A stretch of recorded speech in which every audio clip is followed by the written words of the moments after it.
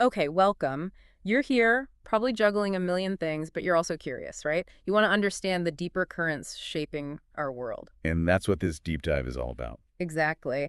We're tackling this really compelling idea from our source material today about how war is changing. It's not just, the old way. Right. Forget the traditional images for a moment. No. Soldiers, trenches, physical battles. Yeah, because the text we're looking at argues that in 2025, the real war is, and I'm quoting here, inside our minds, on our screens, in our hearts, and all around us. It's a huge shift in thinking. Yeah. So let's unpack that. What does that actually mean day to day? Well, it starts with contrasting that old idea of war, very visible physical conflict, with these newer, much more subtle forms. Things that maybe don't feel like war at first glance. Precisely. Like the source makes this really stark point. You can actually kill someone's spirit with lies, with constant negativity online. Think about social media, that curated perfection. Oh, totally. Like those Instagram feeds, they can really sort of chip away at how you see yourself, can't they? Absolutely. And the scary part, the really insidious part the source points out, is that the people affected, they might not even know they're casualties. They don't realize they're in a battle. It's like being under attack without hearing the shots fired. Exactly. It's often completely one-sided. You have actors who are very skilled at using these platforms or economic leverage, Hmm. exerting this huge influence. And on the receiving end, you just feel, I don't know, uneasy, inadequate. Yeah, like something's wrong, but you can't quite put your finger on what. Right. You don't see the strategy being used against you. It's like playing a game where you don't even know the rules. And speaking of platforms, think about your phone, right here in your pocket or your hand. Ah, yes. The battlefield. The source calls it that directly, a battlefield. It's a powerful metaphor, isn't it? It really is. That endless scrolling we all do. The text calls it a sniper shot to your attention. And every notification, every buzz or ping, it's like a little soldier pulling you back in. Pulling your focus away from, well, from whatever else you were doing or thinking. You think you're just browsing, right? No. Killing time. But the source suggests, no, you're the target. You're being strategically engaged. And this really gets to the design of these things. Yeah. They aren't neutral tools. No. They're often built, quite deliberately, to hook us, to keep us scrolling, keep us clicking. For eyeballs, for data. Exactly. It's an economy. Mhm. And as the source puts it, you end up being used, sold, reshaped, not by force, No, not by force. but by design. By the very architecture of the apps and sites we use constantly. It's like a casino, you know? The house edge is built in. It definitely makes you pause. And then the text asks this really confronting question. Who are you without the filter? Oof, yeah. We spend so much energy crafting these online versions of ourselves, looking for those likes. That external validation. Right, but strip it all away. The source says that's the real battle, the one with your actual unfiltered self. And that internal struggle, that's the perfect bridge to the next battlefield. The source identifies. The psychological one. Inside our own heads. Precisely. If our self-perception is constantly being shaped, maybe even undermined by all this external stuff. It's no wonder we feel conflicted inside. Exactly. And the text lists those questions that I think resonate with so many people, like, am I good enough? Why does everyone else seem so far ahead? That's a big one. Definitely. Or why am I so tired even when I feel like I've done nothing? Oh, that exhaustion is real. And feeling alone, even when you're surrounded by people or connected online.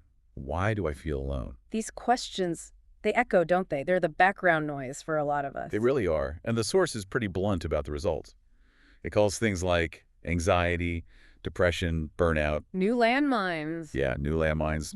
They cause internal collapse, not external explosions. It points to things like old trauma, guilt, the sheer effort of just pretending to be fine. Right, that performance of wellness. So the takeaway is, this new enemy, it's not some army out there. It's invisible. It's deeply personal.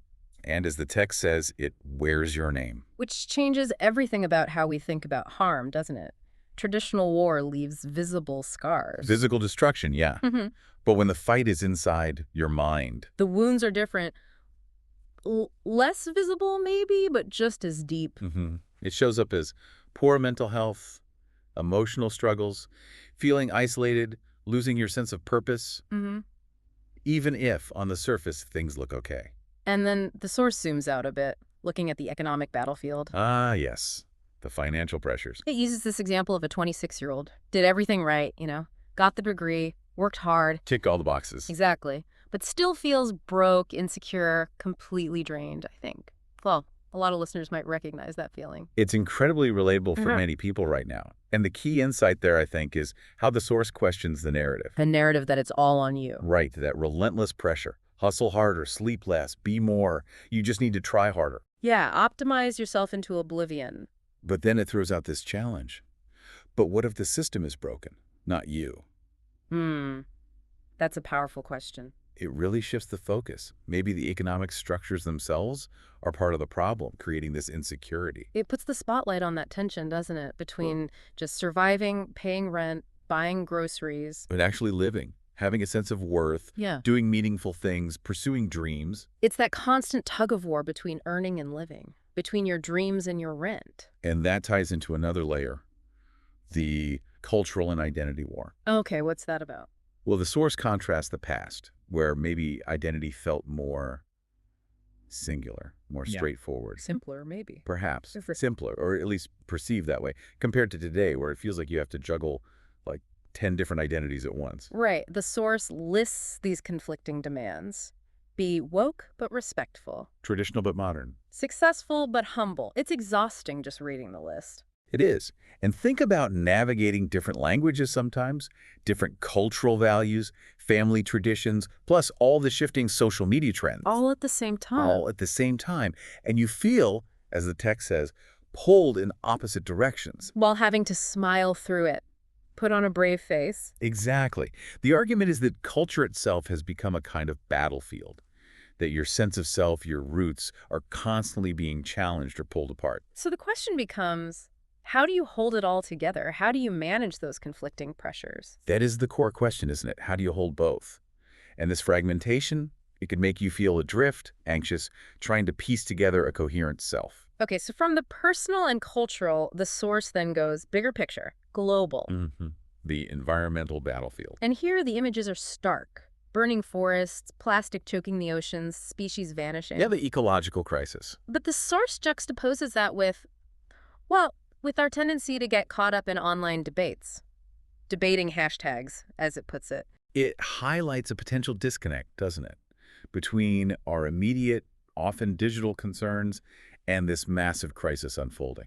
And it reframes it powerfully. It says this isn't just nature out there dying. It's, quote, us forgetting we are nature. Wow.